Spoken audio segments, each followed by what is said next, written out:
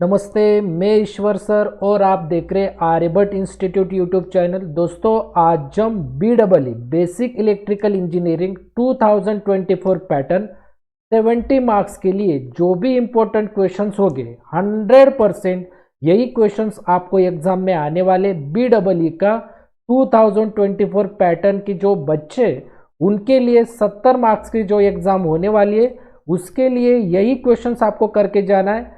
इस लेक्चर को आपको लास्ट तक जरूर देखना है। इस लेक्चर में आपके BEE के सारे डाउट्स क्लियर हो जाएंगे। डियर स्टूडेंट, वीडियो लास्ट तक जरूर देखें, बहुत इंपॉर्टेंट सेशन है आज का। ओके, और अगर आपको BEE आपको क्लियर करना है, फर्स्ट अटेम्प्ट में क्लियर करना है, तो आपको आर्यभट्ट इंस्टीट्यूट का ऑनलाइन कोर्स मिलेगा। My dear student, Aryabhatta institute का ऑनलाइन कोर्स वो आपको आर्यभट्ट इंस्टीट्यूट के एंड्रॉयड ऐप में, ओके, वहां से आप ले सकते हो आर्यभट्ट इंस्टीट्यूट का कोर्स।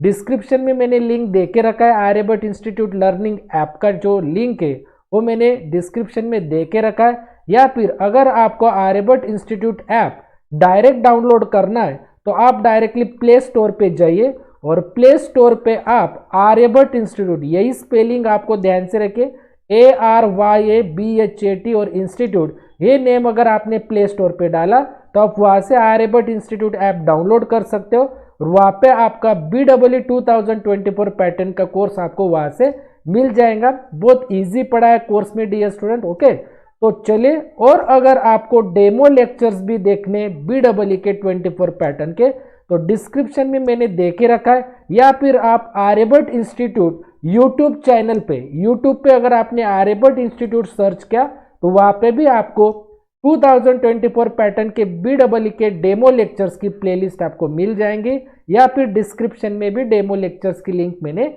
दे के रखी। अब हम आते मेन पॉइंट के ऊपर, इंपॉर्टेंट क्वेश्चंस कौन से। अगर आपको मेरा वीडियो लेक्चर बढ़िया लग रहा होगा तो आप चैनल सब्सक्राइब करना ना भूलें, ज़्यादा से ज़्यादा ये वीडियो शेयर कीजिए ताकि आपके फ्रेंड्स को भी BEE फर्स्ट अटेम्प्ट में क्लियर कर सकते। तो चलिए, अब हम आते हैं मेन मुद्दे पे। तो इंपॉर्टेंट क्वेश्चंस हम सबसे पहले डिस्कस करेंगे यूनिट नंबर 1 पे, और यही क्वेश्चंस आपको सबसे पहले करने डियर स्टूडेंट।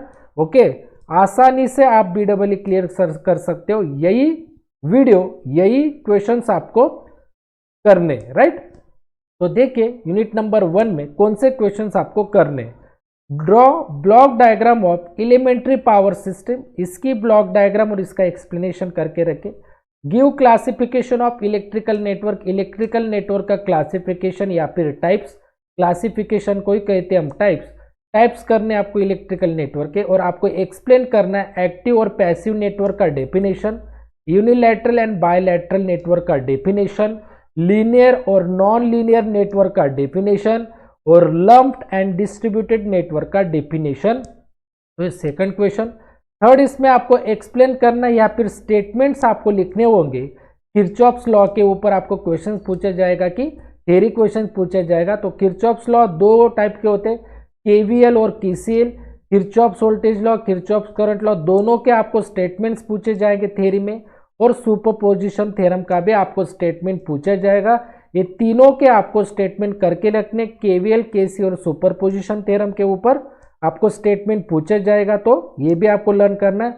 और आपको KVL और सुपरपोजिशन, ध्यान से देखिए, KVL और सुपरपोजिशन थ्योरम के ऊपर आपको प्रॉब्लम की प्रैक्टिस करनी है। फोर्थ, इसमें आपको डेरिवेशन पूछा जाएगा, derive star to delta conversion या फिर डेल्टा टू स्टार कन्वर्जन, ऐसा करके आपको डेरिवेशन पूछा जाएगा। वहां पे आपको अगर स्टार और डेल्टा नाम भी दिख गया, या फिर डेल्टा या स्टार ये भी नाम दिख गया, तो आपको वो डेरिवेशन सॉल्व करना है। तो डेरिवेशन याद रखें, स्टार टू डेल्टा कन्वर्जन या फिर डेल्टा टू स्टार कन्वर्जन, और इसके ऊपर आपको प्रॉब्लम भी पूछे जाएंगे। तो डेरिवेशन भी करके रखिए और प्रॉब्लम भी इसके। देन आपको एक्सप्लेन करने मीन्स डिफाइन करने डेफिनेशंस, EMF की, करंट की, पोटेंशियल डिफरेंस की और ओहम्स लॉ की। तो ये सारा कंटेंट आपको यूनिट वन में करना है। अगर आपको ये सारा कंटेंट इजी वे से चाहिए, डेरिवेशन भी इजी वे से चाहिए, प्रॉब्लम भी इजी वे से चाहिए और थ्योरी भी चाहिए, तो आप आर्यभट्ट इंस्टीट्यूट के ऐप का जो कोर्स है BEE का कोर्स परचेस करें। आप फर्स्ट अटेम्प्ट में, मेरी गारंटी है कि आप 100% BEE फर्स्ट अटेम्प्ट में क्लियर कर सकते। तो चले अब हम जाते हैं यूनिट नंबर 2 पे। यूनिट नंबर 2 में आपको फर्स्ट क्वेश्चन करना है, डिफाइन करना है MMF, reluctance, flux density, magnetic field strength और परमेबिलिटी। इसके यूनिट्स भी करने, फॉर्मूला भी करने और डेफिनेशंस भी लर्न करने, और इसके ऊपर आपको प्रॉब्लम्स भी आ सकते हैं।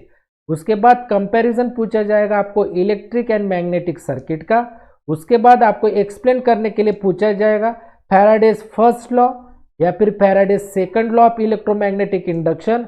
इसका आपको थ्योरी लर्न करना होगा, इसके लॉ आपको पूछे जाएंगे, इसके प्रॉब्लम्स भी आते। सेकंड आपको एक्सप्लेन करने के लिए पूछा जाएगा फ्लेमिंग्स राइट हैंड रूल, इसे भी लर्न कर लीजिए।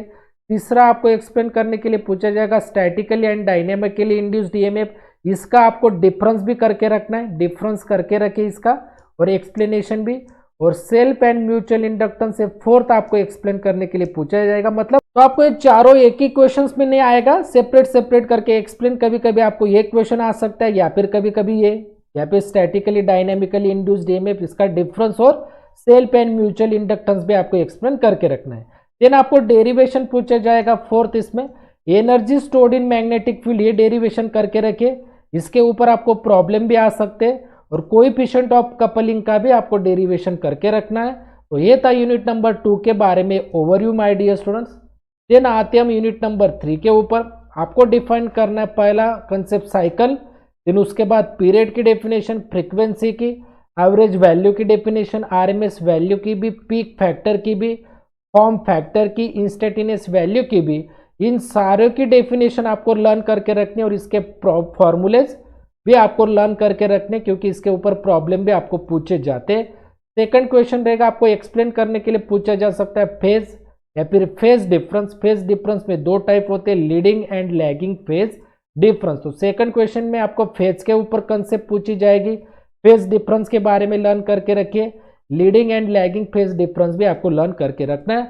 और थर्ड क्वेश्चन में आपको डेरिवेशन पूछा जाएगा, प्योर रेजिस्टेंस या फिर प्योर रेजिस्टिव, ऐसा नाम आएगा, प्योर रेजिस्टेंस या फिर प्योर रेजिस्टिव, प्योर कैपेसिटेंस या फिर प्योर कैपेसिटिव, और प्योर इंडक्टेंस या फिर प्योर इंडक्टिव।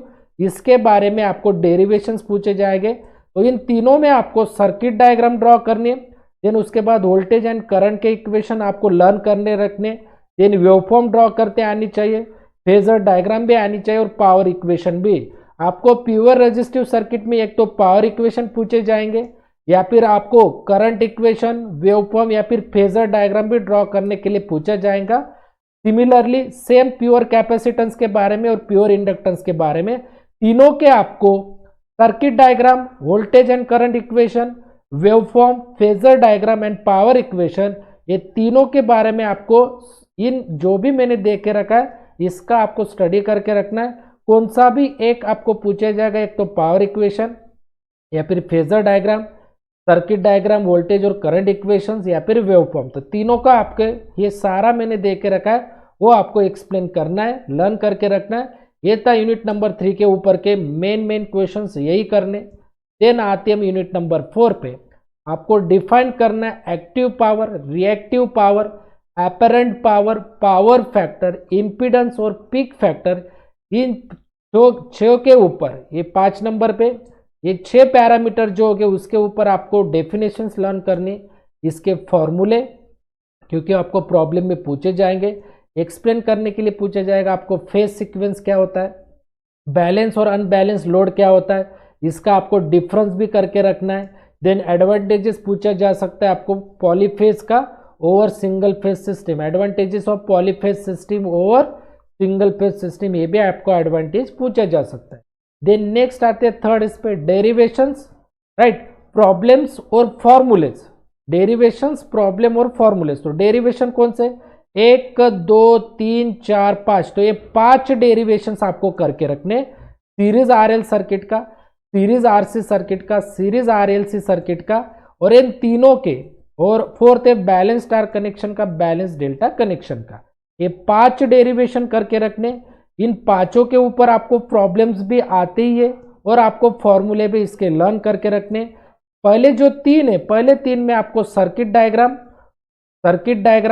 डायग्राम इनकी, then voltage current equation learn करके रखने, देन वेवफॉर्म लर्न करके रखने, देन फेजर डायग्राम ड्रॉ करते आनी चाहिए, और उसके बाद पावर इक्वेशन भी आपको आने चाहिए तीनों के। और इसके ऊपर आपको, इन तीनों के ऊपर आपको फॉर्मूले भी लर्न करके रखने, फॉर्मूले, क्योंकि इसके ऊपर आपको प्रॉब्लम भी पूछे जाते, तीनों के डेरिवेशन, तीनों के प्रॉब्लम और तीनों के फॉर्मूला लर्न करके रखिए। देन फोर्थ और फिफ्थ देखिए, balance star connection, balance delta connection का आपको डेरिवेशन भी लर्न करना है। इसमें आपको पूछा जाता है कि line voltage, phase voltage, line current और फेज करंट का रिलेशन आपको प्रूव करने के लिए पूछा जाता है दोनों में। इसके आपको फेजर डायग्राम भी ड्रॉ करते आनी चाहिए। इन दोनों के आपको प्रॉब्लम्स भी आते हैं और दोनों के आपको फॉर्मूले भी लर्न करने हैं। तो ये था मेरा यूनिट नंबर 4 के बारे में इंपॉर्टेंट क्वेश्चंस। नेक्स्ट है यूनिट नंबर 5।